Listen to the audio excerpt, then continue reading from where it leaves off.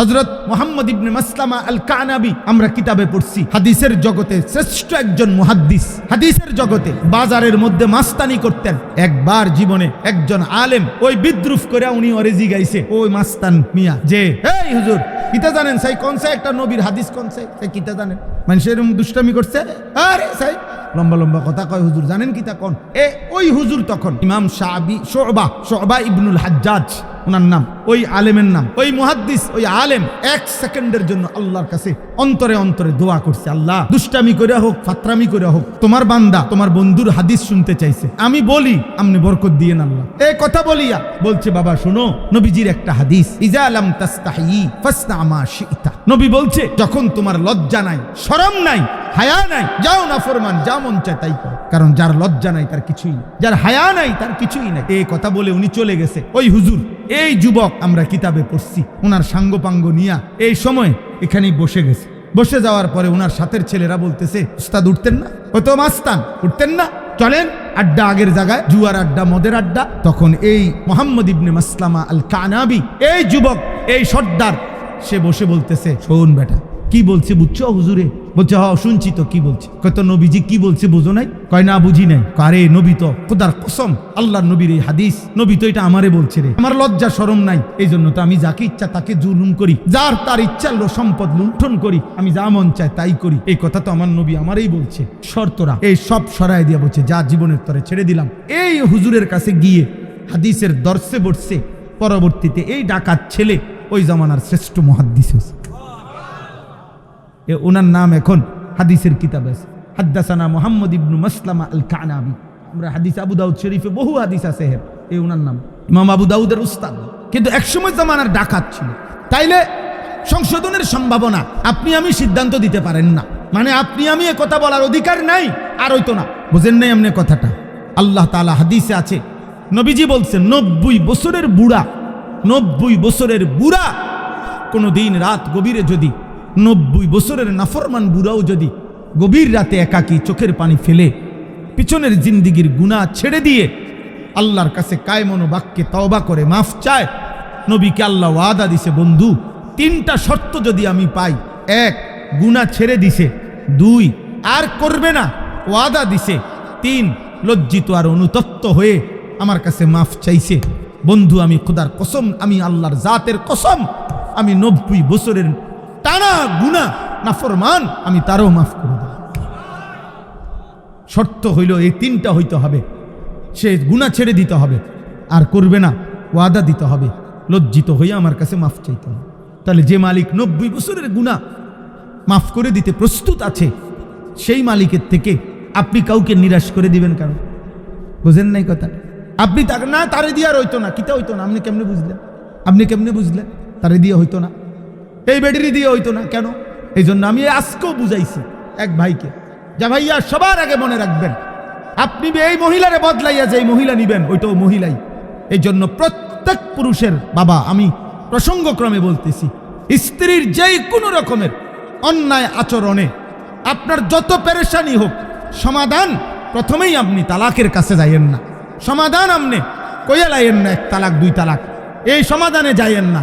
আপনি সংশোধনের যত চেষ্টা কোরআনে আছে, রসুলের হাদিসে আছে, উলামায়ে কেরামের কিতাবে আছে, আপনি আবার বুঝেন, আবার বুঝেন, আবার বুঝেন, আলেমে দিন থেকে বুঝতে চেষ্টা করেন, কিন্তু আগে কেউ বুঝতে চায় না, সবাই বুঝতে আসে দিয়ে আসে না।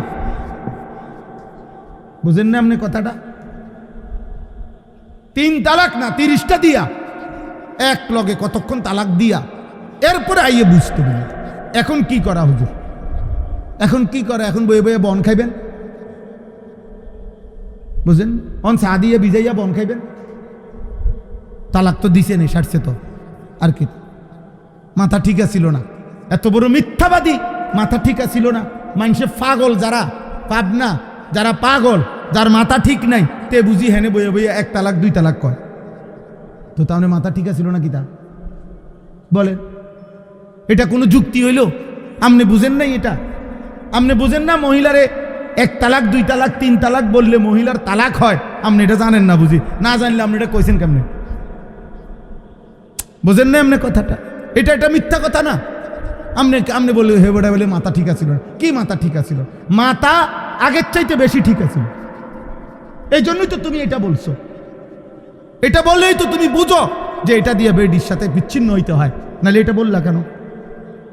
এই জন্য আমি উদাহরণ দিলাম। হ্যাঁ, অপরাধ আছে চলার পথে, নারী পুরুষের স্বামী স্ত্রীর কারো না কারো পক্ষের বাড়াবাড়ি হইতেই পারে, কিন্তু সমাধানে কেন প্রথমেই? কত আমি এই সেদিনও কিছুদিন আগে, আহা এটা বলাও তো লজ্জার বিষয়, সেই ছেলে বলতেছে কাইন্দা আমারে জড়ায় ধরে, হুজুর আমি নিজ কানে শুনছি হুজুর, আমার মা আমার আব্বা আমার মারে তালাক দিছে কাজ্জা কইরা ঝগড়া কইরা, কিন্তু এখন মা বাবা নিজের আবার আগের মতোই থাকতেছে, কেউরে বলেও না, হেরা হেরা আবার মিল্লা গেছে। কিন্তু হুজুর আমি তো জানি আমি নিজ কানে শুনছি, আমি তো জানি এটা হারাম। তাহলে আমনে এই সমাজ বানলো না, কিন্তু আসমানওয়ালা কথা বলেন না, আল্লাহ জানে না, আল্লাহকে ফাঁকি দিবেন কেমন?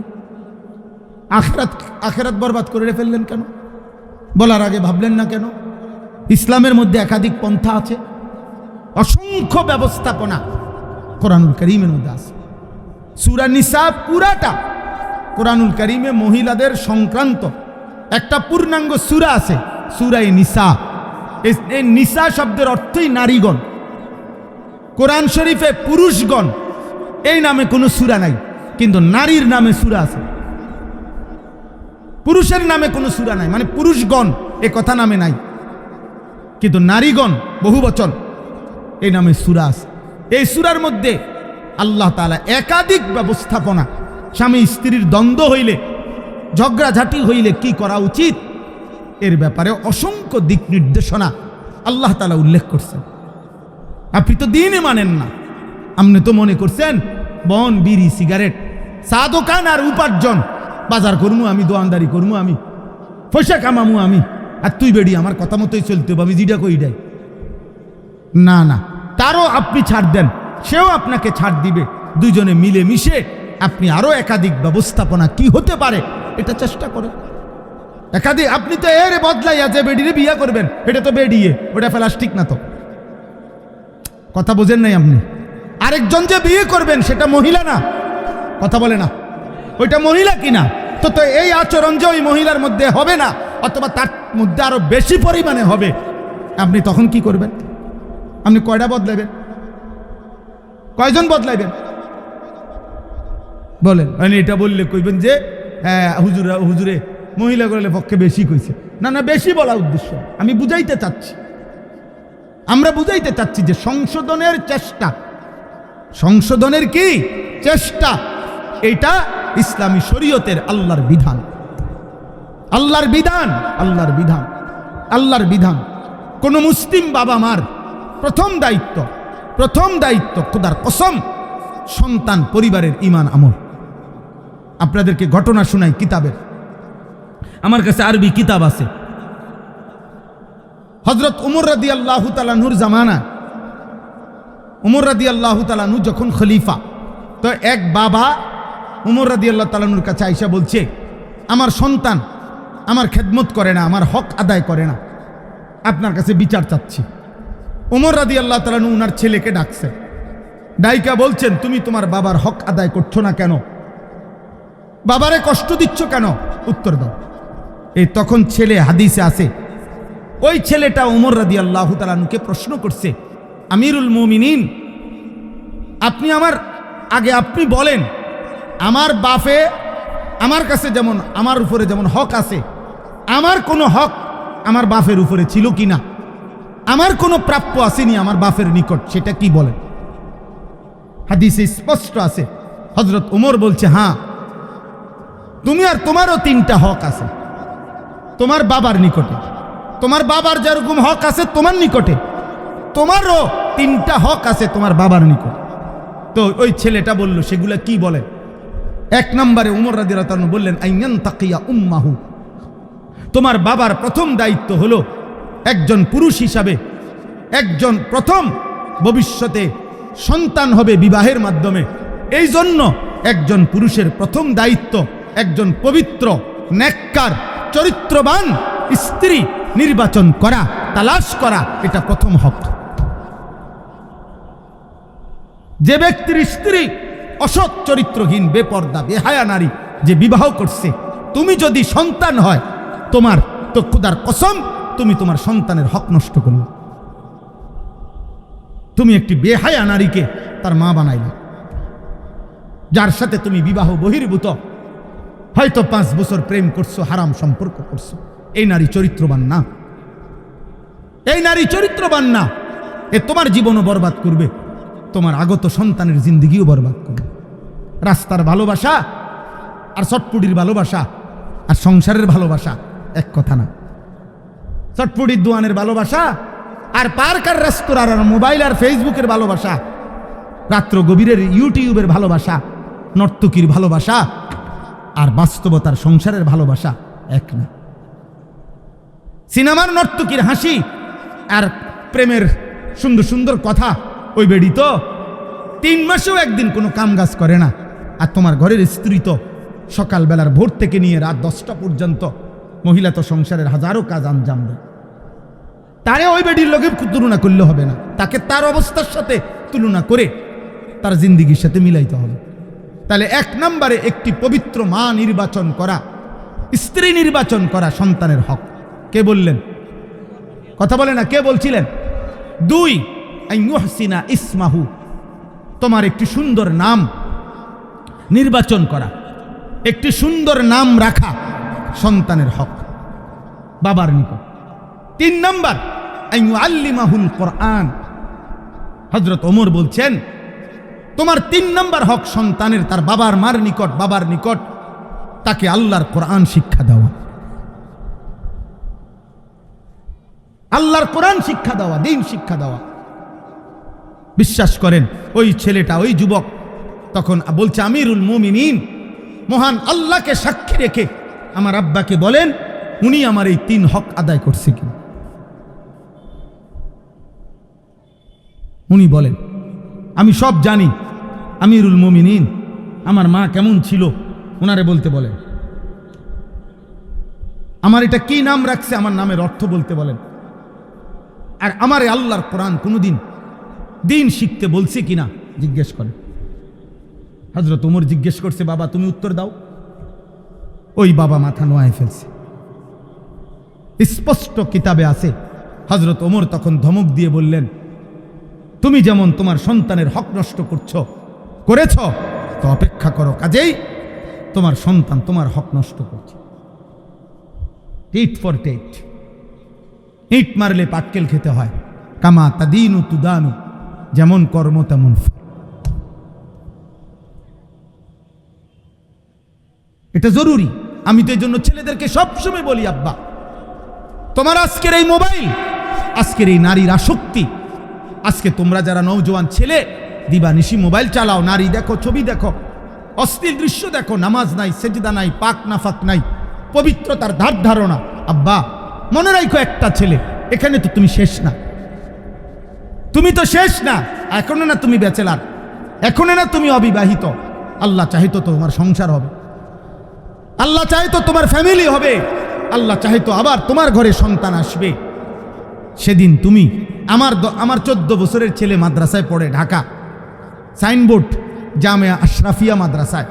তো এ বছরের শুরুতে রমজানের সময় ওই আমারে বলছিল আব্বু নাহাফিমির জামাত, আমার ছেলে এখন যেই জামাতে পড়ে, আব্বু আমি একটা কিতাব আছে গুলিস্তা ফার্সিতে, এইটা কঠিন, আমি এটা পারতাম না, আমি এটা পারি না আব্বু, বুঝি না, আমি এটা দেখছি একটু আধটু।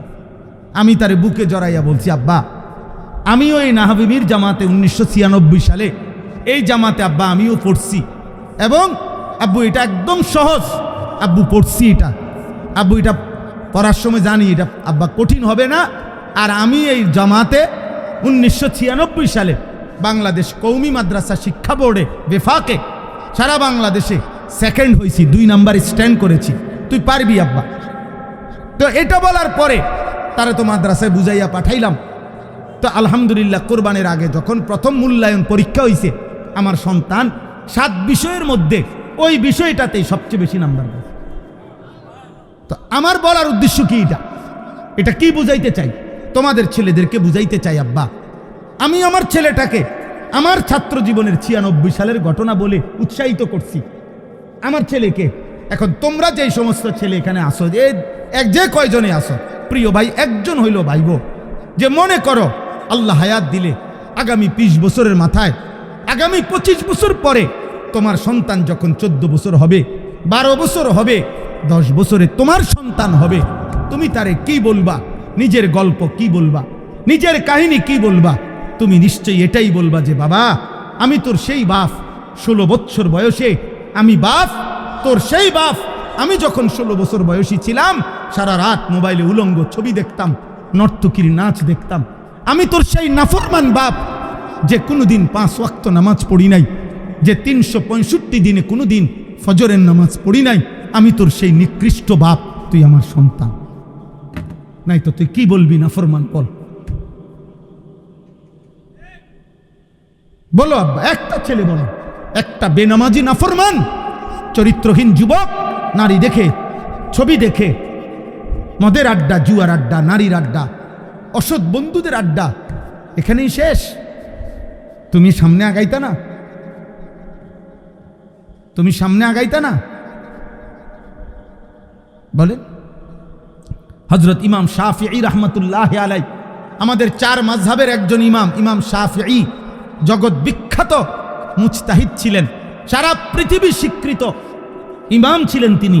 ইমাম শাফিঈ রাহমাতুল্লাহ আলাই পরিষ্কার বলছে, হে মুসলমান, আল্লাহর কসম, আয-জিনা কারজুন। নাউযুবিল্লাহ। ইমাম শাফি বলে গেছে যে শোনো, ব্যভিচার, নারীর সাথে হারাম সম্পর্ক, খোদার কসম তিনি বলছে এটা একটা ঋণ, যে করলা মনে রেখো, তওবা না করিলে, আল্লাহ মাফ না করিলে, তোমার ফ্যামিলির কাউকে দিয়ে অচিরেই সেই ঋণ তুমি শোধ দিতে হবে। খোদার কসম আব্বা, আদ্দা ওয়াদ্দাওয়া কিতাবে এটা, তোর বিবি শোধ দিবে, তোর মেয়ে শোধ দিবে, তোর বোন শোধ দিবে, তোর ব্যভিচারের, তোর নোংরামির শোধ তোর বিবি দেবে, তোর স্ত্রী, তোর মা, তোর বোন, তোর কন্যা। নাউজুবিল্লাহ। সেদিন বুঝবা জীবন কত কঠিন। আমাদের কুমিল্লা মুরাদনগরে একজন আলেমে দ্বীন, এই কোরআন সামনে বললাম ভাই, উনি নিজে বলছে এক মেয়ে এক ছেলের সাথে ভাগ্যা গেছে, ওই এলাকায় ভাগ্যা যাওয়ার পরে বাফে তালাশ করতে করতে না পাইয়া মামলা করছে পোলার নামে। পোলার সন্ধান জানতো কিন্তু খুঁজে পাচ্ছিল না। পোলার নামে, নাম ঠিকানায় যখন মামলা করছে, তখন ওই মেয়ে, কসম আল্লাহর, ওই আলেম জীবিত আছে, যদি কারো চ্যালেঞ্জ করতে মন চায় আমি নিয়ে যাবো তোমার ওই হুজুরের কাছে, আমি ইচ্ছা করে নাম বলতেছি না আর কি। ওই হুজুর বলল, ওই বাফে যখন মামলা করছে ওই ছেলের নামে, ওই মেয়েটা একটা চিঠি পাঠাইছে তার বাপের কাছে। চিঠির মধ্যে এটা লিখছে, আব্বা, যেই কাজটি আপনি আমার মায়ের সাথে আপনি যেটা করেছিলেন হুবহু আমি তাই করলাম, আমার বেলায় মামলা করলেন কেন? তার মানে আপনি জবাব দেন আব্বা, আপনি কি আমার মারে ভাগাইয়া নিয়ে বিয়ে করেন নাই? আমি তো জানি। তো একই কাজ আমি করলাম, এখন আমার বেলায় মামলা দিলেন কেন? ওই বাবা কসম আল্লাহর ওই আলেমের কাছে আইলে চিঠি দেখাইয়া অজরে বাচ্চার মতো কাঁদছে যে হুজুর এখন আমি কি বলবো, আমি আমার মেয়েরে ফিরাই আনমু কেমনে? আমার মেয়ে তো কোনোভাবেই বুঝাই যায়, সেটাই বুঝাচ্ছে যে বাবা আমি ইচ্ছে করে গেছি, তোমার কি এখানে? কিন্তু সে তো আমার নিজের ইজ্জতের উপরে, অস্তিত্বের উপরে কি দিল? আর কিছু বলার আছে? এবার কথা বলেন না কেন? এই জন্য দোস্ত আমার, প্রিয় ভাই আমার, আমি এটাই চাইছিলাম, আমরা এটাই চাই প্রতিদিন। আমার কষ্ট হয়, ওই ভাই রাগ করছে, রাগ করুক, কোনো অসুবিধা নাই, কিন্তু এই স্ট্যান্ড আর হাতে ধরা মোবাইল এক কথা না। এই যে দেখেন আপনাদের এখন মনোযোগ, প্রত্যেকের কম বেশ আমাদের দিকে আন্তরিকভাবে একটা মনোযোগ আছে। এটা যদি মোবাইল ধরে রাখতেন, ভিডিও করে আগাইতো, পিচ্ছাইতো, এটারে এরুম করতো, সবাই দিয়ে উড়াইতো, এই মনোযোগটা কি তৈরি হইতো? এই কথাটা দিলে পৌঁছতো? আমি তো আগেই বলছি, পরিবর্তন তো কার হাতে? আল্লাহর হাতে। পরিবর্তন আল্লাহর হাতে, আল্লাহর হাতে, আল্লাহর হাতে। গতকালকে যখন এসার পরে আমি বয়ান করছি, গতকাল ওই মন কষাইয়ের একটা জায়গা আছে, কসবার পরে ওইখানে অঝোরে বৃষ্টি হইতেছে মসজিদে, মানে বাহিরে একেবারে পুরা বৃষ্টির মধ্যে ফুল বৃষ্টি হইতেছে মুষলধারে। আলহামদুলিল্লাহ আমি আমার বয়ান করে গেছি, মসজিদে ভরপুর যে কয়জন মানুষ ছিল বলে গেছে। আল্লাহর কথা বলতে থাকা, আল্লাহর কথা বলতে থাকা, আল্লাহর কথা বলতে থাকা, আল্লাহর কথা বলতে থাকা। দোস্ত আমার, ভাই আমার, বন্ধু আমার, প্রত্যেকের কাছে অনুরোধ রইল। আমি এবার আমার কথার সমাপ্তির দিকে আসতেছি।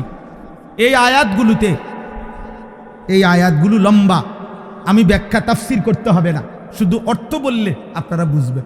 একটা কথাই শুধু আল্লাহ এই আয়াতগুলোতে বলছে, এই 7টা আয়াতে আল্লাহ বলছে, বান্দা কোরআন আমি পাঠাইছি, রসুল আমি পাঠাইছি, আর তাওহীদ ঈমানের কালেমা আমি দিয়েছি, তোমরা কোনোভাবেই আমার তাওহীদকে অবজ্ঞা করো না, আমার রসুলকে অবজ্ঞা করো না, আমার কোরআনকে অবজ্ঞা করো না।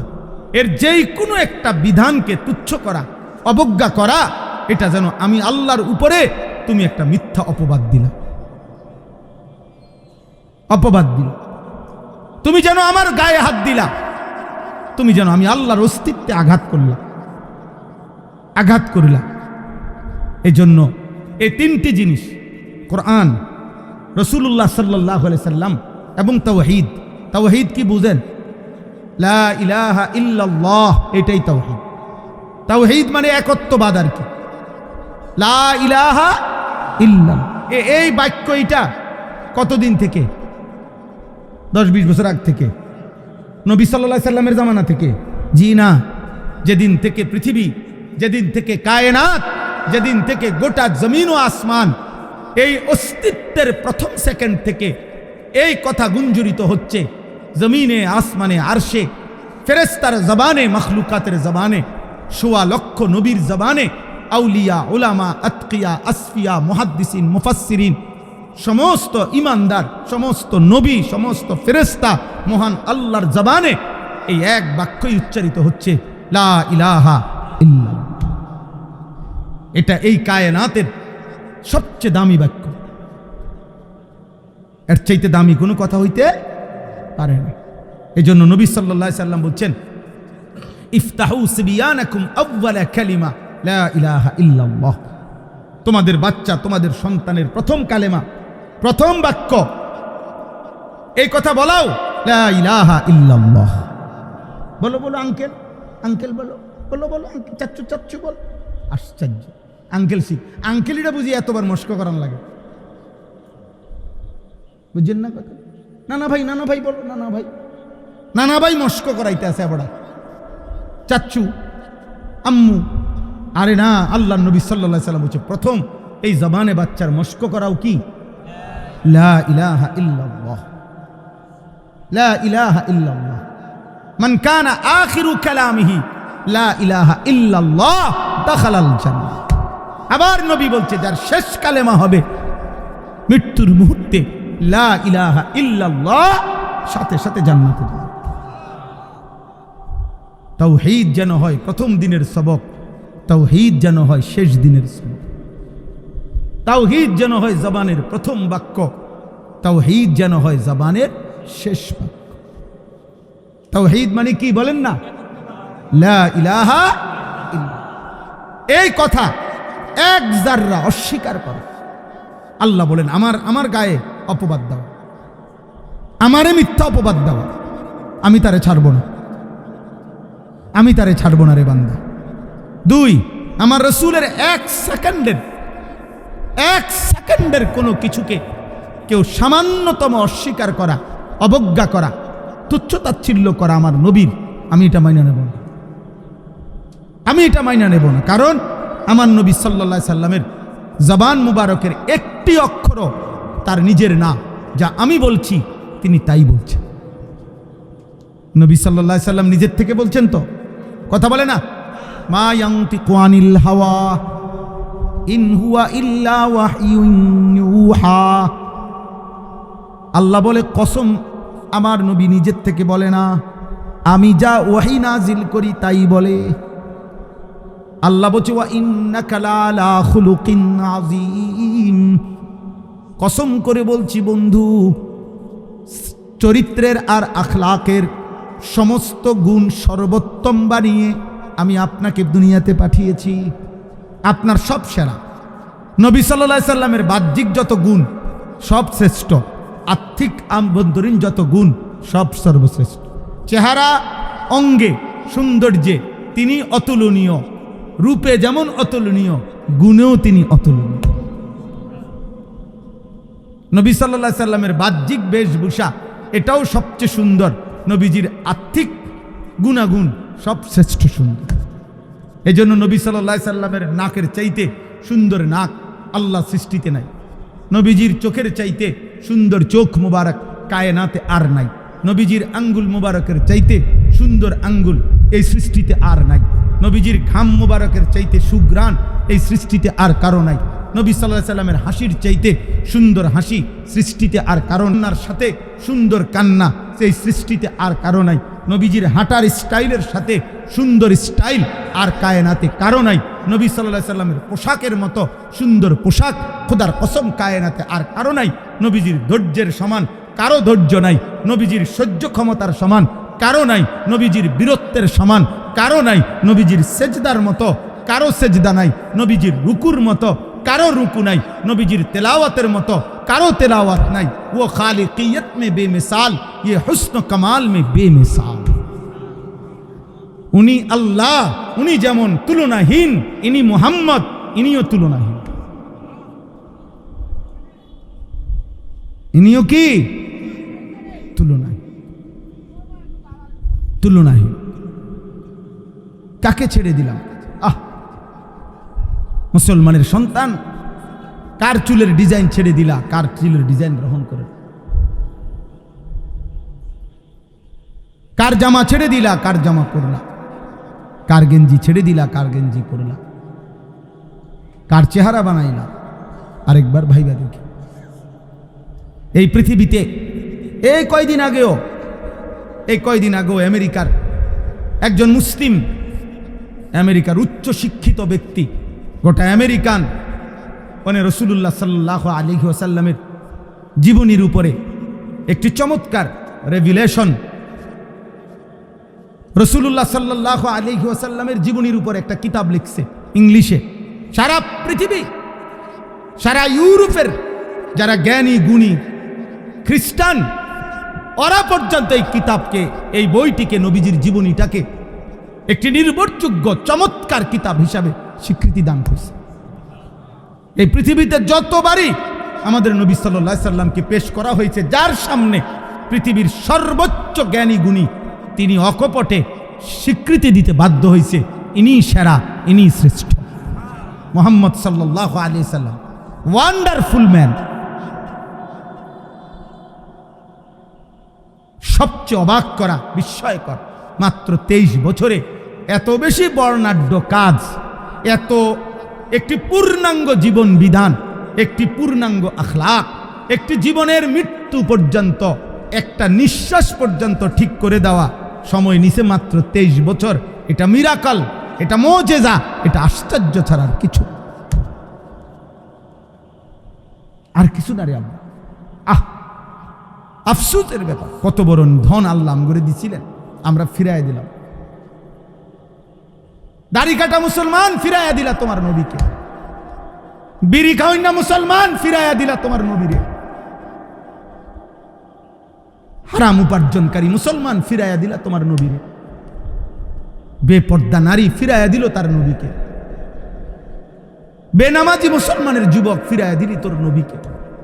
গ্রহণ করলি আর্জেন্টিনার বেঈমান রে, গ্রহণ করলি ব্রাজিলের বেঈমান রে। বদনসিব, কারে ছেড়ে কারে নিলি? কাকে ছেড়ে কাকে নিলি?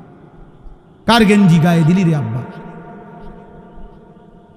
এই পৃথিবীতে, এই পৃথিবীর, এই বিশ্বের মানবতার উন্নয়নে ওদের কি অবদান? খেলোয়াড়দের খেলা ছাড়া, তামাশা ছাড়া, এই খেলার দ্বারা, এই বিশ্বকাপ খেলার দ্বারাই এই পৃথিবীর উপকার কি? আখেরাত বাদ দেন, রাখেন থুন।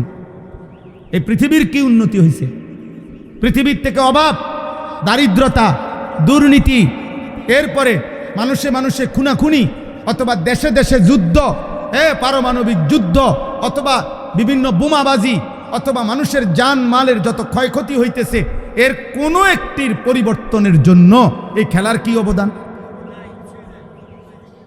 বলো না ভাই, বলো। একটা ছেলে বলো বেটা, দাঁড়ায় বলো বেটা, হিম্মত করে বলো তো, তুমি তোমার কাছে যে এই পৃথিবীর কি অবদান হয়েছে, মানে পৃথিবীর উপকার কি হয়েছে? উল্লাস ছাড়া, তামাশা ছাড়া এই পৃথিবীর কি উন্নতি হয়েছে বলেন? আমরা কোনোভাবেই বুঝাইতে পারলাম না আমাদের সন্তানদেরকে। আফসোস।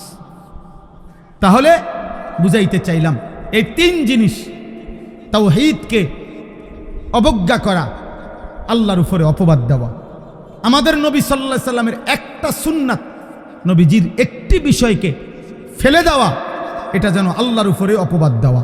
মানে আল্লাহকে এটা বলা, আপনি আপনার নবীর মধ্যে যে এটা দিছেন, এই নিয়ম কানুন এটা ঠিক হয়েছে না, এটা আমারতে ভালো লাগে না। কথা বলেন না কেন? কোরআনুল কারীমের একটি কথাকে নিজের জীবন থেকে সরিয়ে দেওয়া, এটা আল্লাহর উপরে অপবাদ দেওয়া, যে হে মাওলা, আপনি কোরআনের নামে যেটা দিছেন, এটা এই পরিবেশে, বর্তমান পরিস্থিতিতে যথোপযুক্ত না। আল্লাহ বলেন, এবার আসেন তর্জমা। আল্লাহ বলে, যার দ্বারা এই তিনটি যার জীবন থেকে ছুটে যায়, তাওহীদ, রিসালাত, কোরআন, আল্লাহর বিশ্বাস, নবী সাল্লাল্লাহু আলাইহি সাল্লামের ভালোবাসা, আর এই কোরআনের অনুসরণ, আল্লাহ বলেন সে সবচেয়ে বড় জালেম, সে আমি আল্লাহর উপরেই প্রতিদিন অপবাদ দিচ্ছে। তোমরা যারা মুসলমানের ঘরে জন্ম নিয়ে ছেলেরা, আমার প্রিয় ভাই, ইসলামকে প্রতিনিয়ত প্রত্যাখ্যান করছো, এটা ঠিক না। আল্লাহকে এইভাবে প্রতিদিন ফিরায় দেওয়া, প্রতি ওয়াক্ত নামাজে কোরআনে আছে, প্রতি ওয়াক্ত নামাজের আজানে খোদার কসম আল্লাহ বলছে, বান্দা মূলত মুয়াজ্জিন ডাকে না, মূলত আমি ডাকি। ইজা নুদিয়া, এটা মজহুলের সিগা, অর্থ হইল যখন আমি আল্লাহর পক্ষ থেকে তোমাকে ডাকা হয়, লিসসালাতি মিন ইয়াউমিল জুমআ, জুমার নামাজের জন্য। তাহলে নামাজের জন্য ডাকে যে মুয়াজ্জিন, মূলত কার পক্ষ থেকে ডাকে? আল্লাহ বলেন, আমি প্রতিদিন ডাকি, তুমি আমার প্রত্যেক ওয়াক্তে প্রত্যাখ্যান করতেছ। তারপরেও বান্দা মনে রাখো, ভাত খাওয়াইতেছি, ঘুম পাড়াইতেছি, দুনিয়া চলতে দিচ্ছি, খুব আহামরি কিছু না এগুলা, কিন্তু আমি আল্লাহ তাআলা আখিরাতে চোখ বন্ধ হইলে কবরে 1 সেকেন্ডের জন্য আর ছাড়ব না। মৃত্যু পরবর্তী আর কোনোদিন সুখ মিলবে না, আর কোনোদিন হাসি মিলবে না, আর কোনোদিন 1 সেকেন্ডের স্বস্তি মিলবে না। নাফরমান, আপাতত দুনিয়া আমার নাফরমানি সত্ত্বেও খাও, ভোগ করো, পেশাব করো, পায়খানা করো, লজ্জাস্থানের চাহিদা পূরণ করো, খাও দাও, কারণ দুনিয়া আমি আল্লাহর কাছে একটা মাছির ডানার মূল্য নাই। দুনিয়া আমি আল্লাহর কাছে অভিশপ্ত, দুনিয়া আমি আল্লাহর কাছে তামাশা, দুনিয়া আমি আল্লাহর কাছে খেলাধুলা, দুনিয়া আমি আল্লাহর কাছে ফালতু খেলনা, কিচ্ছু না। এই জন্য আমি কুত্তারেও খাওয়াই, শুকররেও খাওয়াই, বেঈমানরেও খাওয়াই, মুশরিকরেও খাওয়াই, নাস্তিক মুরতাদ যে বলে আমি আল্লাহ বলতে কিছু নাই, ওই বেঈমানরেও আমি দুনিয়া খাওয়াই, কারণ এটা যে কিচ্ছু না। নাই তো আল্লাহ তাআলারে না অস্বীকারকারীকে আল্লাহ কেন খাওয়ায়? এই জন্য দুনিয়া ভোগ করা কিছুই না, এটা তেমন কিচ্ছু না। কারো দিলে যদি লাগে, কারো বিবেকে যদি অনুভূতি হয়, আল্লাহর দিকে ফেরো, আল্লাহর দিকে ফেরো বাবা, আল্লাহর দিকে ফেরো, আল্লাহর দিকে ফেরো, ইবাদতের দিকে ফেরো, জীবন কাজে লাগাও ভাই। জিন্দেগি একবারই আসবে, আর ফিরবে না, সুদে, ঘুষে, কিস্তিতে, হারামে, হালালে, জায়েজ না জায়েজ সব মিলাইয়া যে সমস্ত বাবারা উপার্জন করছেন, আহা, আফসোস ছাড়া আর কিছুই জুটবে না। নাফরমান সন্তান সুদের টাকা খাইয়া যে ফুটবল হইছে, তে আপনার কথা মনে রাখতো না। কিস্তির টাকা দিয়া যে ঘর পালছেন, ওরা আপনার চিনতো না। আপনি মইরা 20 বছর পরে, 10 বছর পরে আইয়েন, আপনার বানানো একটা ফার্নিচারও নাই, আর ওই তার ঘরের নাতি আপনার চিনতো না। কব আমনে কেডা? কব আমি এই বাড়ির মুরব্বী। কির মুরব্বী গীতা আবার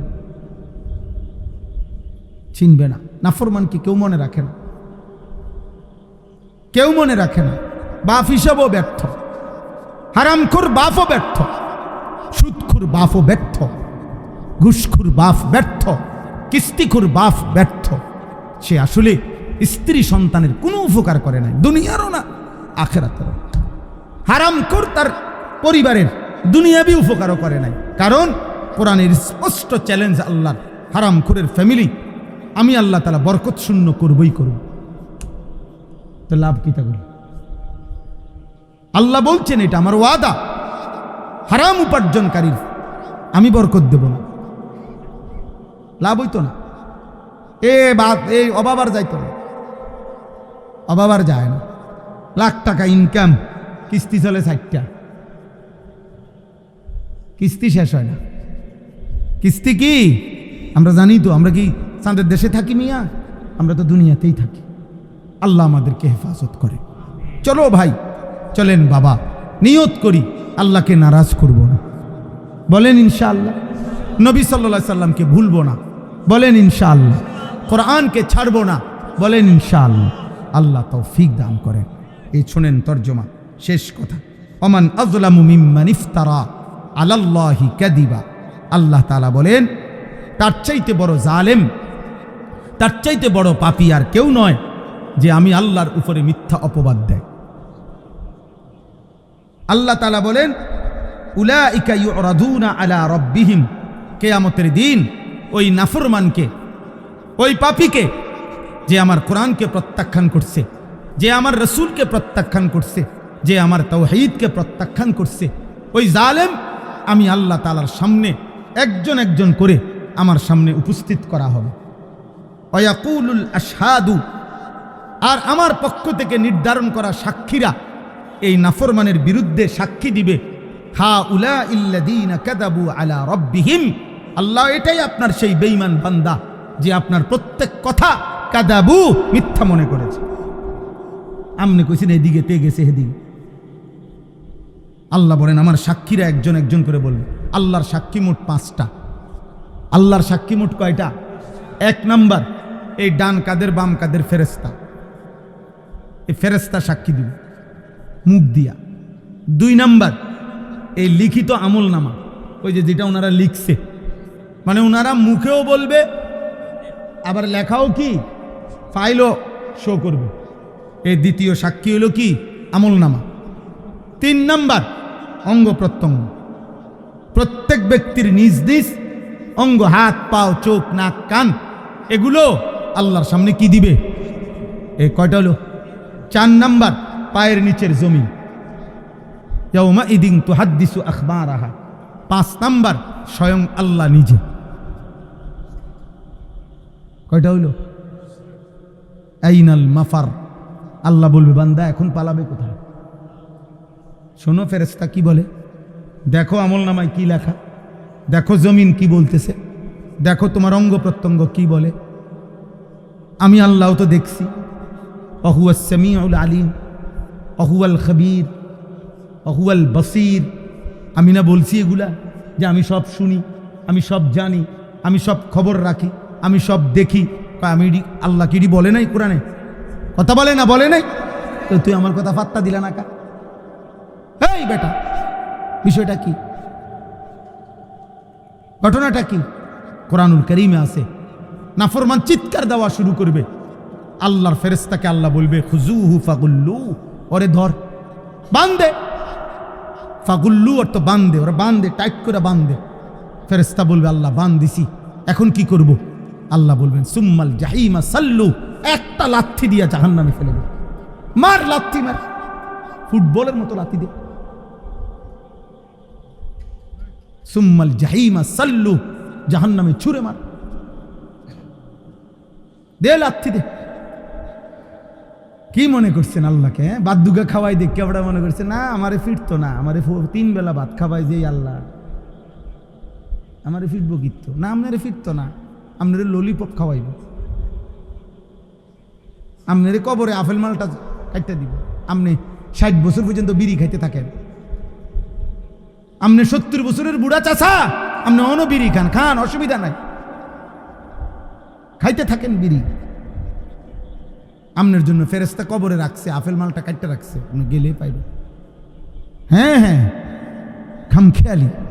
বয়স্ক মানুষেরও যদি গুনাহ ছাড়ার টাইম না হয়, আর কখন ছাড়বে বলেন না মিয়া? আর কখন ছাড়বে? তাইলে 60 বছরও গুনাহ ছাড়ার টাইম হয় নাই, 60 বছরও টেলিভিশন দেখা বন্ধ করার টাইম হয় নাই, 60 বছর বয়সেও মুখের গালি বন্ধ করার টাইম হয় নাই। আফসোসের বিষয়, কষ্ট লাগে মিয়া। বুড়া বুড়া মানুষ বাঁকা হইয়া গেছে, ওমা চা দোকানে বসে চোখ বড় বড় করে রাক্ষসের মতো টেলিভিশন চান। কি রে বেটা, আপনি কিতা চান? আপনাদের শরীরের কোনো টেম্পার নাই, আপনার শরীরের তো কোনো টেম্পার নাই, আপনি কি দেখেন এগুলা? আপনি নর্তকীর নাচ দেখেন কেন? আপনি জোয়ান বেডির নাচ দেখেন কেন? আপনার শরীরে আসেনি কিছু? আশ্চর্য, আফসোসের বিষয়। আখেরাত কেমন বলা বলছে যে 70 বছরও আখেরাত মনে পড়ে না। আর কখন মনে পড়বে রে আব্বা? রাগ হইয়েন না, আমি না বললে বলবে কে? আলেম না বললে বলবে কে? আপনারে মনে করাই দিব কে? কথা বলে না, আপনারে মনে করাই দিব কে? আমরাও শুনতে যাই। আলহামদুলিল্লাহ, আমার শায়েখ আল্লামা মুফতি মুশতাকুন নবী কাসিমি হজরত বয়ান করে, তো আমরা নিচে বসে শুনি। আমাদের শায়েখ ঢালকানগরের শায়েখ আরিফ বিল্লাহ হজরত মাওলানা শাহ আব্দুল মতিন বিন হুসাইন প্রতি মাসে হজরতের খানকায় আমরাও যাই শুনতে। এমন না বিষয় কেবল বলি, না না বাপ, বিশ্বাস করেন, আমরাও আমাদের বড় বড় উলামায়ে কেরামের কথা শুনতে থাকি, পড়তে থাকি। দেখেন আপনি গাড়িতে কিতাব আছে কিনা, সাথে যে খাদেম থাকে তাকে বলেন, জিজ্ঞেস করেন যে উনি পড়ে কিনা, শুনে কিনা। অর্থ হইল আমরা প্রত্যেকেরই সংশোধন দরকার, দরকার কিনা বলেন না? আল্লাহ আমাদেরকে বুঝার তৌফিক দান করেন। তো আলা লানাতুল্লাহি আলা যালিমিন, আল্লাহ সমস্ত শুইনা, এই যে সাক্ষীর সব গুনার বর্ণনা শুইনা আল্লাহ বলে, জালেম তোর উপরে আল্লাহর লানত, লানাতুল্লাহ, বেনামাজি তোর উপরে আল্লাহর লানত, নাফরমান তোর উপরে আল্লাহর লানত, হারামখোর তোর উপরে আল্লাহর লানত। তুই জীবনটা কি করলি? তুই হায়াতটা কি করলি বান্দা? আমি তোরে কি না দিছিলাম? আল্লাহ আমাদেরকে মাফ করে দেন। আল্লাযীনা ইয়াসুদ্দুনা আন সাবিলিল্লাহ ওয়া ইয়াবগুনাহা ইওয়াজা, আল্লাহ বলেন আমার এই জালেম নাফরমান বান্দা নিজে তো আমার পথে চলে নাই, তদুপরি যে চলতে চাইছিল এমনও বহু লোককে আমার পথ থেকে বিরত রাখছে। আরে থু, যাইতেছেনি নামাজ, বুঝেন নাই কথা? যাইতেছে কেন কি নামাজ? একবার এরকম শুরু করছো কেন? নতুন নামাজি হয়ে গেছ, এই হইল নি কথা? এমন কই না নাই? কথা বলেন না? হ্যাঁ, একেবারে বাপরে, হেবাটা একেবারে আজকে আব্দুল কাদের জিলানী হয়ে গেছে। হ্যাঁ, বুজুর্গি একেবারে বাপ, তোর চিনি না বেটা তোরে আমি। এই বেটারে বললা, একটা কিছু বলিয়া তারে কি করে দিল? নার্ভাস করে দিল। সে ফিরতে চাইছিল, কিন্তু ওই শয়তানে তারে কি করে দিল? ফিরাইয়া দিল আল্লাহর পথ। আল্লাহ বলেন ওই জালেমদের উপরে আমার লানত, যে কেউ আমার পথে চলতে চাইলে যাকে বাধা দেয়। ওয়ায়াবগুনাহা ইওয়াজা, 3 নম্বরে আল্লাহ বলেন ওই জালেমের উপরে আল্লাহর লানত, যে সর্বদা আল্লাহর দ্বীন শরীয়তের মধ্যে ভুল ভ্রান্তি ত্রুটি বক্রতা তালাশ করে। কি দিয়ে ফেঁস লাগান যায়? কথা বুঝেন নাই? কথা নাউজুবিল্লাহ। অহুম বিল আখিরাতি হুম কাফিরুন, আল্লাহ বলে আখিরাতকে অস্বীকারী, আখিরাতকে বিশ্বাস করে না এমন জালেমের উপরে আল্লাহর লানত। এবার আল্লাহ বলেন উলাইকা লাম ইয়াকুনু মুজিজিনা ফিল আরদ, তবে শুনে নাও, জালেম নাফরমান পাপী যত যাই করো না কেন, আমি আল্লাহকে তুমি দুনিয়াতেও অক্ষম করতে পারবা না। আমার দুনিয়া আমারই, আমার কাছেই তোমার হায়াত, আমার কাছেই তোমার মৃত্যু। তুমি সর্বোচ্চ ক্ষমতার মস্তদে উঠলেও আমার হাত থেকে ছুটতে পারতা না। আর আমি আল্লাহর থেকে আমারে অক্ষম করিয়া যে আমি আর মরবো না, এরকম সিদ্ধান্ত তুমি দিতে পারবা না। কাজে ঘুরে ফিরে তুমি আমারই হাতে। কার হাতে? পৃথিবীর সবচেয়ে বড় পাপী কার হাতে? উলাইকা লাম ইয়াকুনু মুজিজিনা ফিল আরদ ওয়া মা কানা লাহুম মিন দুনিল্লাহি মিন আউলিয়া। আখিরাতে গেলে দেখবে আমি ছাড়া কোনো বন্ধু নাই। আমি ছাড়া কি কোনো বন্ধু নাই। পাপীরা মনে রাখতে হবে আমি আপনি সুপারিশ করবে ওই ফুতে, নাতি, নবী, আউলিয়া সব ঠিক আছে, কিন্তু খোদার কসম সুপারিশ করার জন্য আল্লাহ তাআলা অনুমতি দিবে যাকে, সে সুপারিশ করবে। আর আল্লাহ সুপারিশ করার পর আল্লাহ যাকে অনুমোদন দিবে সেই কেবল জান্নাতি হবে। সুপারিশ মানেই কি না জান্নাত না, অনুমোদন দেওয়া হইল জান্নাত। অনুমোদন দিবে আল্লাহ। আল্লাহ বলবে হ্যাঁ তুমি সুপারিশ করো। আল্লাহর বান্দা বলার পরে সে আল্লাহ যদি বলে ওরে বাদ দিয়া আরেকজনকে বলো এরে দেব না আমি জান্নাত, তো খোদার কসম পাহাড় উল্টে যাবে, মাগার জান্নাতের ফয়সালা আর কেউ দিতে পারবে না। আবু তালেব ইমান আনুক নবী চায় নাই? কথা বলেন না কেন? আবু তালেব ইমান আনুক নবী চাইছিলেন? আবু জেহেল ইমান আনুক নবী চাইছিলেন?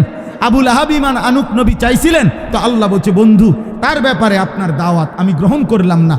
আবু বকরেরটা গ্রহণ করলাম, ওমরেরটা গ্রহণ করলাম, উসমানেরটা গ্রহণ করলাম। তো আল্লাহ এও কুরাইশ বংশের এরটা গ্রহণ করলেন কেন, এরটা গ্রহণ করলেন না কেন? আল্লাহ বলেন ফয়সালা আমার, দাওয়াত আপনার। দাওয়াত দিবেন আপনি, সিদ্ধান্ত দেবে আল্লাহ। ঠিক সুপারিশ করবেন আপনি, সিদ্ধান্ত দিবে কে?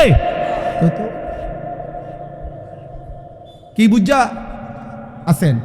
নবী সুপারিশ করবে 100 বার, হাফেজ আলেম সুপারিশ করবে 100 বার, পীর আউলিয়া আল্লাহর নেক বান্দা সুপারিশ করবে, ঠিক আছে সব, কিন্তু আপনাকে যে ছাড়বে তার নিশ্চয়তা কি? আল্লাহ আমাদেরকে হেফাজত করেন। আল্লাহ আমাদেরকে ইউদাআফু লাহুমুল আযাব। আল্লাহ তাআলা বলেন নেক কাজের পথে যারা বাধাগ্রস্ত করেছে তাদের জন্য দ্বিগুণ শাস্তি। মা কানু ইস্তাতিউনা আস-সামআ ওয়া মা কানু ইউবসিরুন। আমি আল্লাহর কথা না কান দিয়া শুনছে না চোখ দিয়া দেখছে, কিছুই করে না। উলাইকাল্লাযীনা খাসিরু আনফুসাহুম ওয়া যাল্লা আনহুম মা কানু ইফতারুন। আল্লাহ বলেন আজ আখিরাতে তারা নিজেরাও ক্ষতিগ্রস্ত হলো, আর আমি আল্লাহকে বাদ দিয়ে যার দিকে ফিরছিল সেও তাদেরকেও হারিয়ে ফেললো। আজ আর দেবতাও মিলবে না, আজ আর মূর্তিও পাবে না, আজ আর বন্ধু নামের যারা অসৎ পথে চালাইছে তাদেরকেও পাবে। লা জারামা আন্নাহুম ফিল আখিরাতি হুমুল আখসারুন। নিঃসন্দেহে তারা আখিরাতে ক্ষতিগ্রস্ত। কি বলেন না? ক্ষতিগ্রস্ত। আল্লাহ আমাদেরকে হেফাজত করে। আল্লাহ তাআলা বলছেন কোরআনের একাধিক জায়গায়, আল্লাহ তাআলা বলছে 3 জিনিস একত্র করো। 1 কান, 2 চোখ, 3 দিল। এই 3টি যদি একমুখী করতে পারো, এক মন করতে পারো, একাগ্রতা, তো আল্লাহ তাআলা ওয়াদা দিছেন নিশ্চয়ই আমার কোরআনের মধ্যে তার জন্য উপদেশ রয়েছে। ইন্না ফি যালিকা লাযিকরা লিমান কানা লাহু কলবুন আও আলকাস সামআ ওয়া হুয়া শাহীদ। আল্লাহ তাআলা বলে নিশ্চয়ই এই কোরআনের মধ্যে উপদেশ রয়েছে যার দিল আছে, কান আছে এবং সচক্ষে উপস্থিত আছে। তাহলে কি বোঝা গেল? এই 3 অঙ্গ যখন কেউ একসাথ করে শুনে তাইলে তার হৃদয়ে কথা পৌঁছে, তার অন্তরে কথা বোঝে। মানুষ একদিনে পরিবর্তন হয় না, একদিনে কেউ পরিবর্তন হবে না, কিন্তু আল্লাহর কুদরতে, আল্লাহর দয়ায় ঠিক কখন কার পরিবর্তন আমরা কেউ জানি না। এই জন্য ধারাবাহিক মনোযোগ থাকলে আল্লাহর যখন দয়া হয়, মায়া হয়, তো আল্লাহ তাআলা জিন্দেগি বদলায়, জীবন বদলায় দেয়। এতে ফায়দা হয়, এতে উপকার হয়। তাইলে কোরআনুল কারীমের মধ্যে আছে আল্লাহ তাআলা বলেন ওয়া ইযা কুরিআল কুরআনু ফাসতামিউ লাহু ওয়া আনসিতু লাআল্লাকুম তুরহামুন। যখন কোরআন পড়া হয় আল্লাহ তাআলা বলেন তোমরা মনোযোগ দিয়ে শোনো এবং চুপ থাকো। মনোযোগ দিয়ে শোনো এবং চুপ থাকো। লাআল্লাকুম তুরহামুন।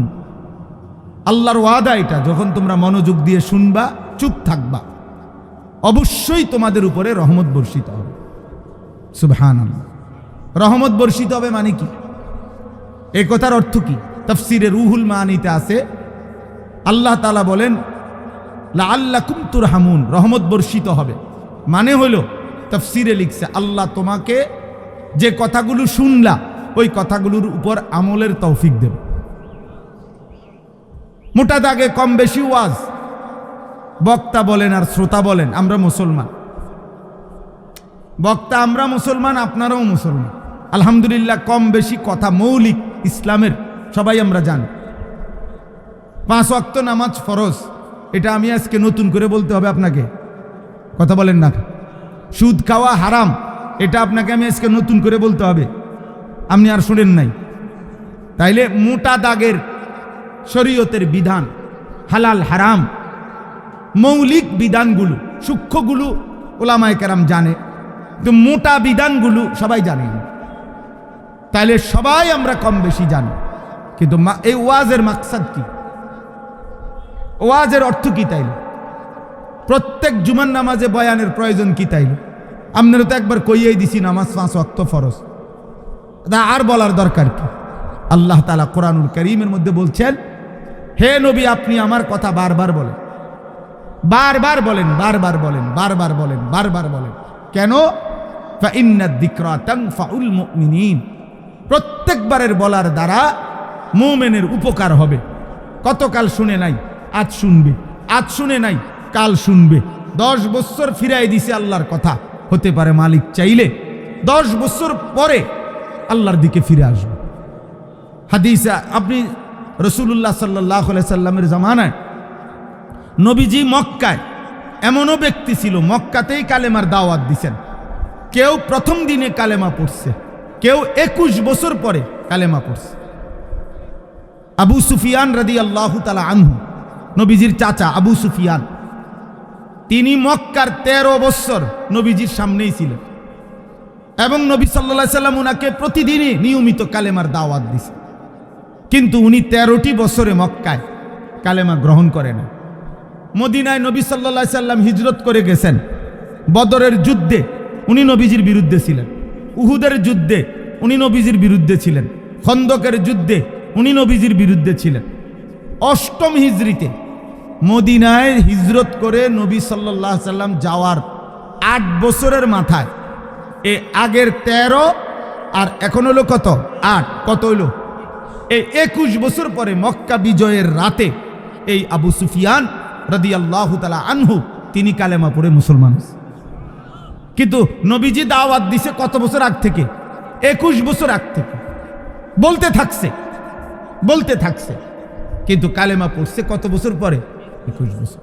21 হাদিসে স্পষ্ট আছে, ওমরের জামানায়, হযরত উসমানের জামানায়, মানে নবী সাল্লাল্লাহু আলাইহি সাল্লামের ইন্তেকালের পরে 2.5 বছর খলিফা ছিলেন মুসলমানদের আবু বকর সিদ্দিক রাদিয়াল্লাহু তাআলা আনহু। 10.5 বছর মুসলমানদের খলিফা ছিলেন হযরত উমর রাদিয়াল্লাহু তাআলা আনহু।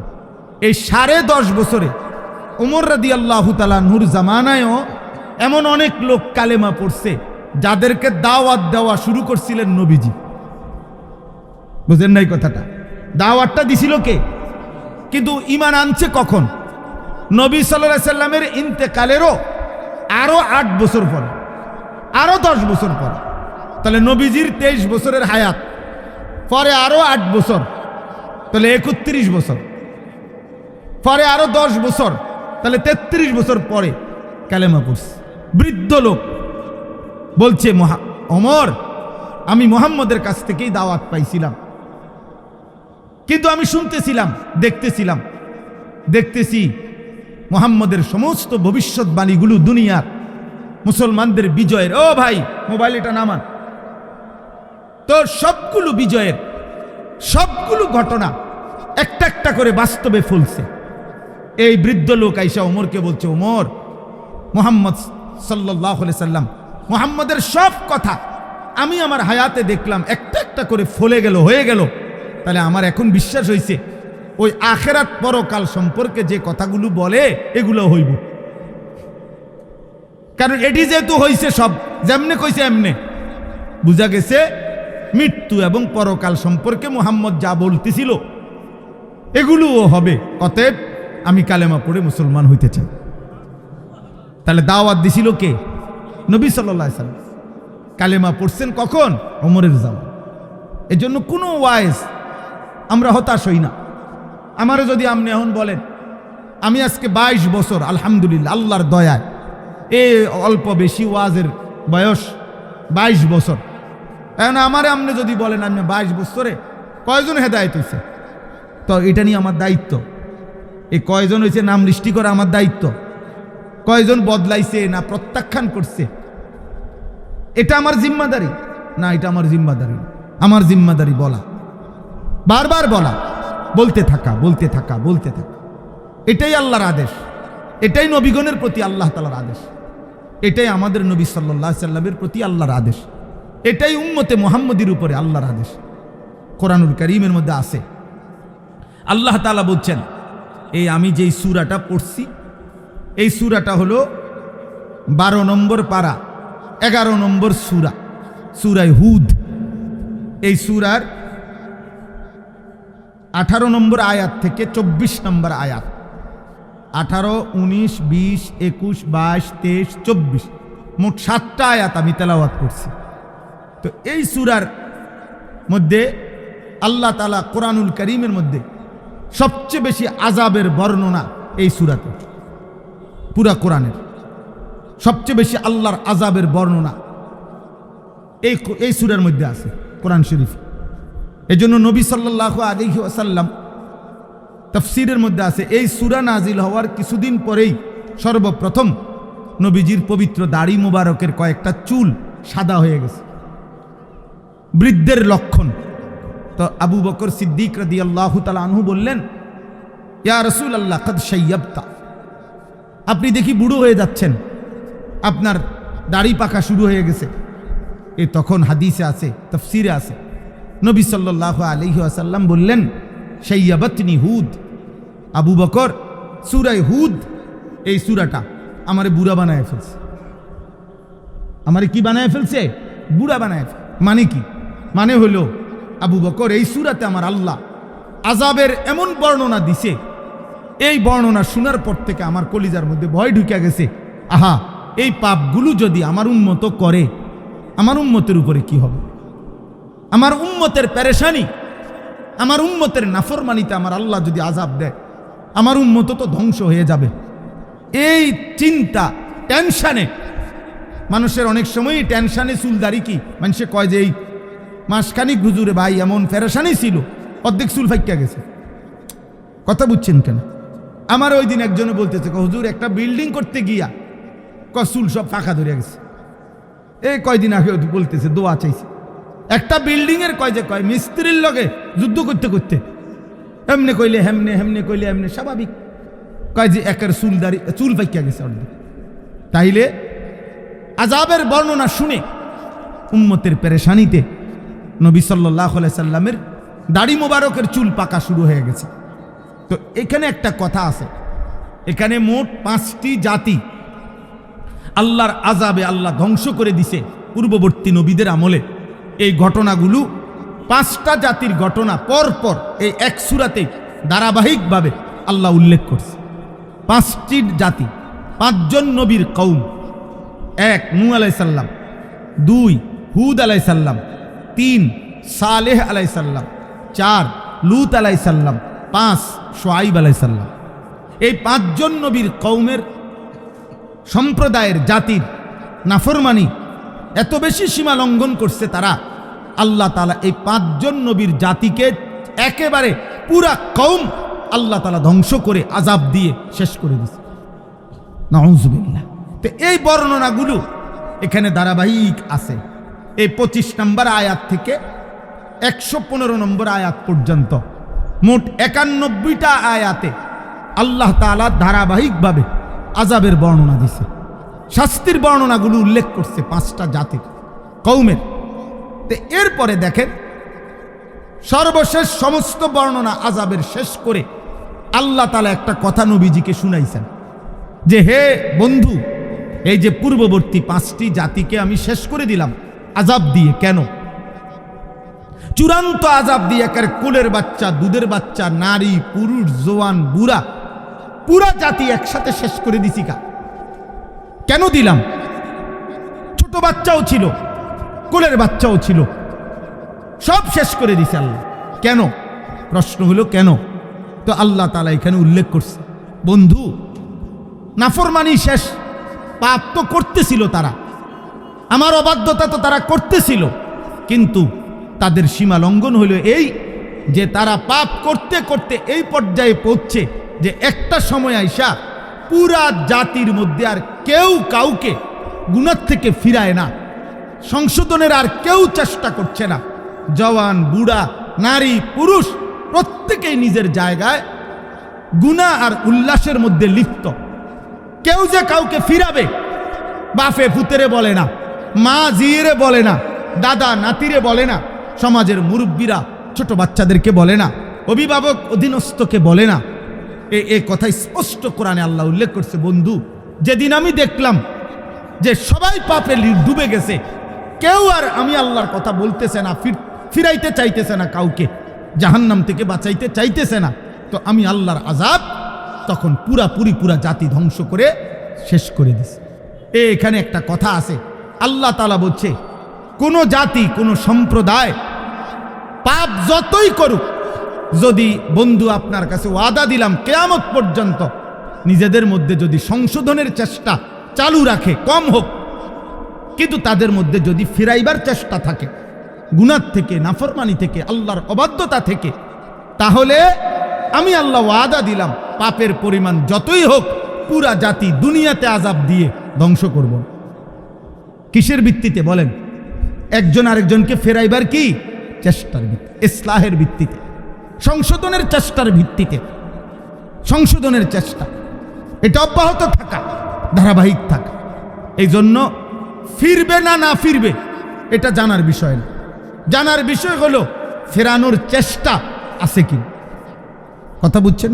একটা ফ্যামিলির বয়স্ক লোকটা বাইচা আছে, কিন্তু উনার ঘরের ফ্যামিলি 8 জন, উনি দেখতেছে একজনও ফজরের নামাজ পড়ে না। আপনি এটা কিভাবে মেনে নিচ্ছেন? আপনি এটা কেন মেনে নিলেন? যে হুজুর বলছি, আজ যা বহুদিন বলছি, শুনে না, তো শুনে না বলার পরে আপনি থেমে গেলেন, আর বলতেছেন না, এই অনুমতি আপনারে কে দিল যে আর কইতে হবে না? বুঝেন নাই কথাটা? হযরতে নূহ আলাইহিস সালাম 950 বছর কালেমার দাওয়াত দেওয়ার পরেও, 950 বছর কি মামুলি কথা? 950 বছর একটানা একটি মানুষ, একজন নবী এভাবে দিবা নিশি মানুষকে বলার পরেও যেদিন নৌকা ছাইরা দেয়, কোরআন শরীফে এই সূরাতে আছে ওয়াফারাত তান্নুর, উনি দেখতেছে দূরে পানি উঠে গেছে, তুফান শুরু হয়ে গেছে, বন্যার শুরু হয়ে গেছে, নাফরমান ডুবা শুরু হয়ে গেছে, এরপরেও শেষ মিনিট পর্যন্ত ওনার ছেলে কেনান, এই কাফের ছেলেটাকে জাহান্নাম থেকে বাঁচাইবার জন্য ইমানের দাওয়াত দিতেই থাকছে। আল্লাহ কোরআনে বলেন ওয়াহালা বাইনাহুমাল মাউজ ফাকানা মিনাল মুগরাকিন। নূহ তার কালেমার দাওয়াত দিচ্ছিল, এই অবস্থায় চূড়ান্ত লাস্ট মুহূর্তে ছেলেটার পিঠে একটা ঢেউ আইসা ধাক্কা দিল, আর ছেলেটা ডুবে গেল, কিন্তু ওই পর্যন্ত তিনি আল্লাহর দিকে দাওয়াত দিয়েছে। তাইলে মৃত্যুর মুহূর্ত পর্যন্ত, শেষ নিঃশ্বাস পর্যন্ত আল্লাহর দিকে ডাকা বন্ধ করছে? কথা বলেন না কেন? কিন্তু ছেলেটা শেষ পর্যন্ত ঈমান আনছে। তাইলে নূহ নবী শেষ পর্যন্ত বলছে? কথা বলেন না? ছেলেটা শেষ পর্যন্ত ঈমান আনছে। তাহলে শেষ পর্যন্ত ঈমান না আনুক, আপনার মৃত্যুর দিন পর্যন্ত আপনার ছেলে নামাজ না পড়ুক, আপনার স্ত্রী বেপর্দা চলুক, কিন্তু দেখার বিষয় আমনে বলছেন না, আপনি বলা বন্ধ করতে পারতেন না। আপনার বলা বন্ধ করার কি নাই? অনুমতি। ওমা কানা রাব্বুকা লিয়ুহলিকাল কুরা বিযুলমিন ওয়া হুম মুসলিহুন।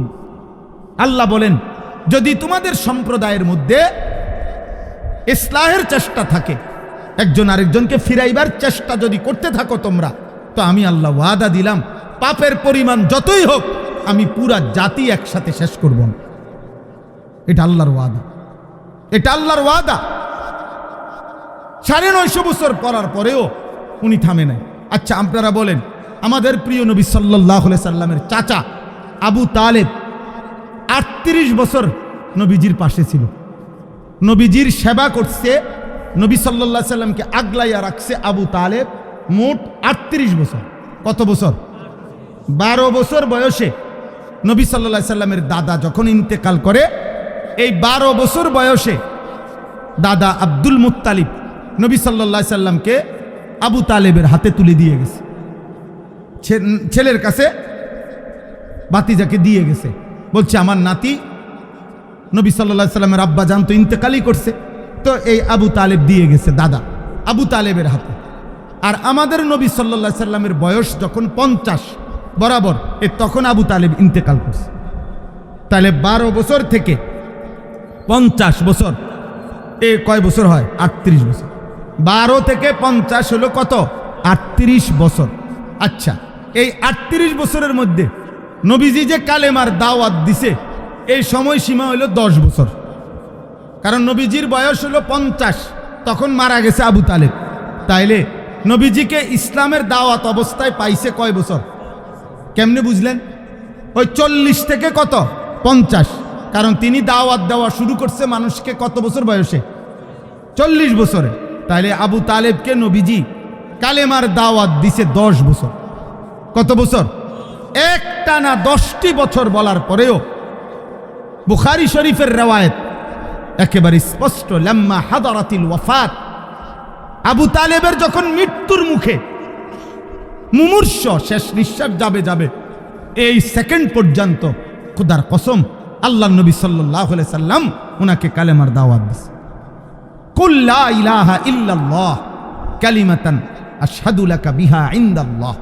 বলছে চাচা শেষবারের মতো বলতেছি, একটা বার শুধু আপনি লা ইলাহা ইল্লাল্লাহর কালেমাটা একটাবার পড়েন চাচা, একবার যদি বলেন, আমি এই একবারের বলা আপনার ইমানের কালেমা দিয়ে আখেরাতে আল্লাহর সামনে হাসরের ময়দানে আমি আপনার পক্ষে সাক্ষ্য দেব যে আমার চাচা ইমান আনছে। কিন্তু আবু তালেব, হাদিসে আছে, ফালাম ইয়াজাল রাসূলুল্লাহ সাল্লাল্লাহু আলাইহি ওয়াসাল্লাম, নবীজি বারবার বলতেছিলেন ওয়ায়ুঈদুহুম তিলকাল মাকালা। আর পাশে দুইজন কাফের, একজন আবু জাহল, আরেকজন হলো উমাইয়া ইবনে খালফ, এই দুই বেঈমান পাশে বৈশা বারবার বলতেছিল, আবু তালেব কালেমা বলিস না, তুই আমাদের সাথে আজীবনের সঙ্গী, তুই বলিস না, তুই আমাদের বংশে বেইজ্জতি করিস না। এইভাবে একদিকে এই দুই বেঈমান নিষেধ করতেছে, এদিকে নবী সাল্লাল্লাহু আলাইহি সাল্লাম শেষ নিঃশ্বাস পর্যন্ত বলছে। এখন আমায় আপনি এখানে বলেন, আপনারাই বলেন, আবু তালেব কালেমা পড়ছে, নবী সাল্লাল্লাহু আলাইহি সাল্লাম শেষ মুহূর্ত পর্যন্ত বলছে, আবু তালেব শেষ মুহূর্ত পর্যন্ত গ্রহণ করছে, এই কথা। তাহলে আপনার থামার অনুমতি কেমন?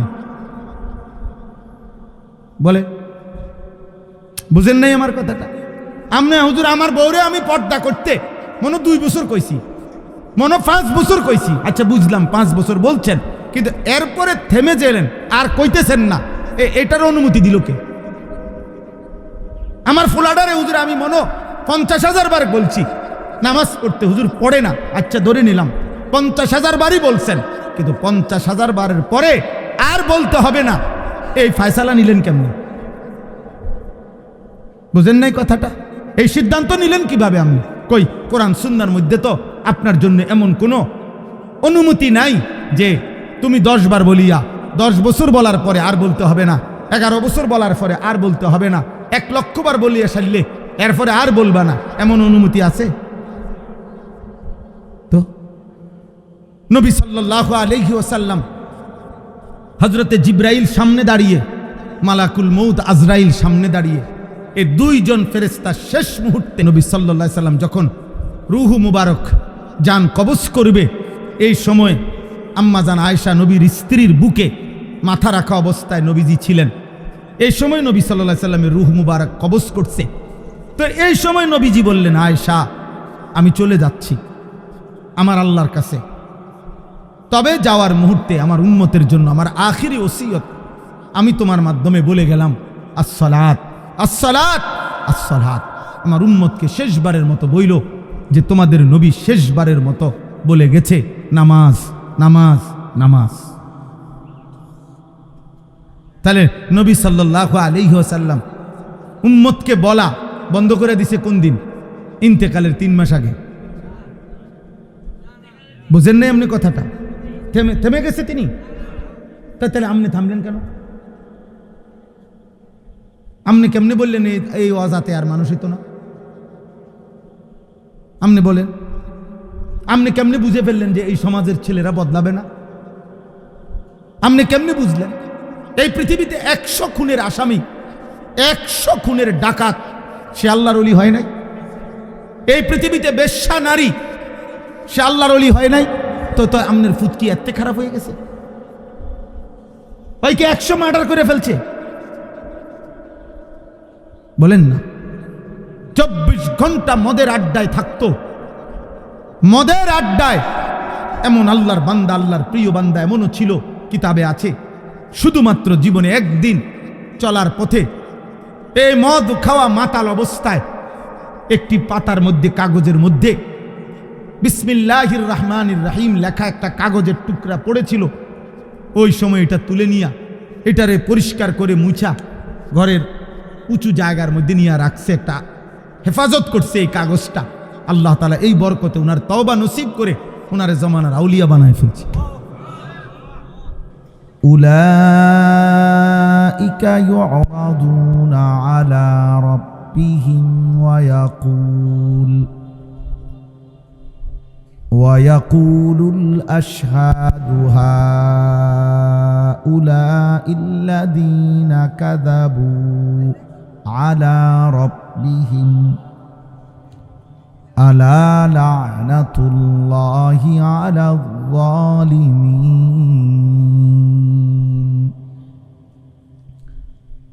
الذين يصدون عن سبيل الله ويبغونها عوجا وهم بالآخرة هم كافرون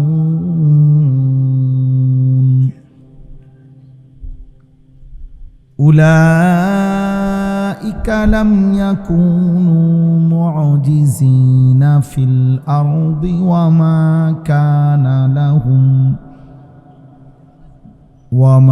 كان لهم من دون الله من أولياء يضاعف لهم العذاب ما كانوا يستطيعون السمع وما كانوا يبصرون أولئك الذين خسروا أنفسهم وضل عنهم ما كانوا يفترون لا جرم أنهم في الآخرة إن الذين آمنوا وعملوا الصالحات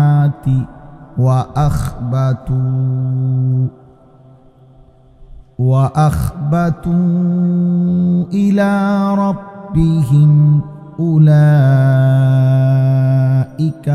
أصحاب الجنة هم فيها خالدون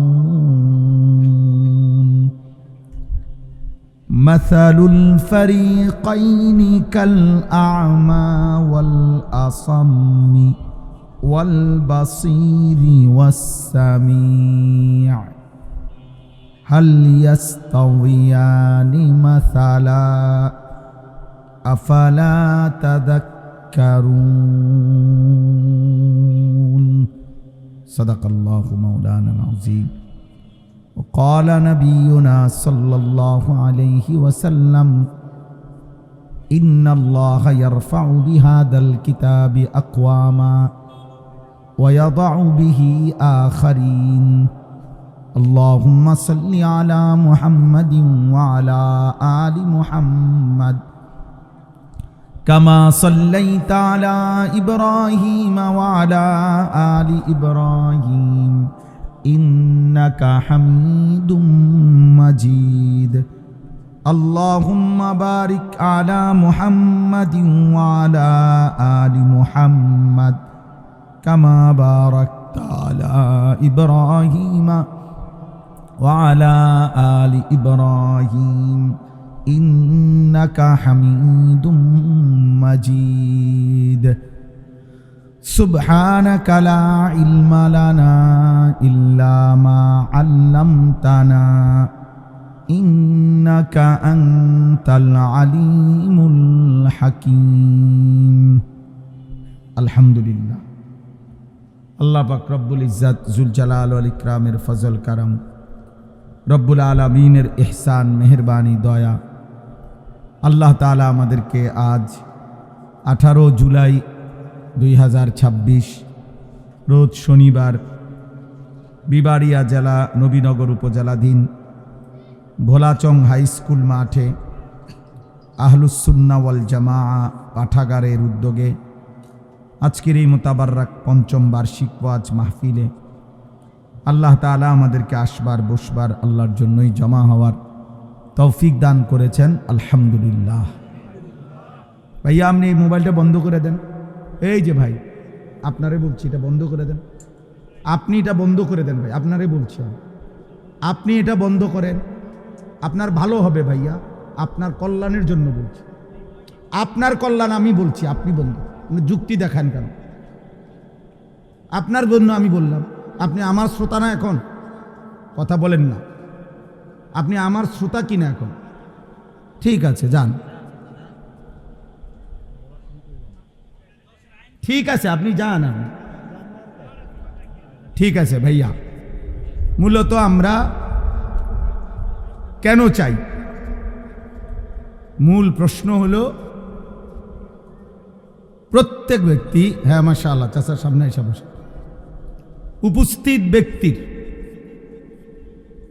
উপস্থিত ব্যক্তির ফায়দা হলো সরাসরি শোনা। অর্থাৎ ওরা তো প্রফেশনাল, কিন্তু প্রফেশনাল বুঝেন মানে, অর্থাৎ এটা তাদের সর্বসময়ের কি কাজ, এবং ওরা স্ট্যান্ড দিয়ে এরপরে বসে। কিন্তু আমরা যারা উপস্থিত হয়েছি, আমরা এটা চেষ্টা করি। এই যে ছেলে পেলে প্রত্যেকের হাতে মোবাইল আছে, আমি জানি ব্যক্তিগত, কিন্তু উদ্দেশ্য হলো আমাদের, সেটা আমি সারা বাংলাদেশে বলি যে নগদ শুনবার, চোখের দিকে তাকাইয়া সাংঘাতিক ফায়দা। মানে আপনি 1 লক্ষ ওয়াজ মোবাইলে শোনা, আলেম যেই হোক, আপনার মসজিদের ইমাম সাহেব হোক, সামনাসামনির দিকে তাকাইয়া শোনার মধ্যে বরকত বেশি। আর মোবাইল হাতে ধরে রাখলে এই মনোযোগ হয় না। এই আমি এখানে পড়ছি, আপনার ঘরে শোনাবো, এখানেও একটা আয়াত আছে। আল্লাহ আমাদের সবার জীবন সুন্দর করে দেন, আল্লাহ তাআলা সবার জীবন সুন্দর করে দেন। আজকের এই মোবারক মাহফিল আল্লাহ তাআলা কবুল করে। এজন্য আপনাদের কাছে আমার 2টা মিনিট অনুরোধ, দোয়া করছি আমরা। এই দোয়ার মধ্যে আপনাদের কাছে মনে করাই দিতে চাই, আপনারা আলহামদুলিল্লাহ ছেলেরা সব সময় এই আহলুস সুন্নাত ওয়াল জামাত পাঠাগার এই মাহফিলটার আয়োজন করে। আজকে কয়েক বছর যাবত আলহামদুলিল্লাহ আমি তো চেষ্টা করি ডেট দিতে, ছেলেদের সাথে আমার সম্পর্ক, আন্তরিকতা আমাদের সাথে, যার কারণে আপনাদের কাছে আমার একটা বিনীত অনুরোধ, আমি অনুরোধ করছি আপনাদের প্রত্যেকে যেটুক সুযোগ হয়, আমরা এক্ষুনি দোয়া করছি, দোয়ার আগ মুহূর্তে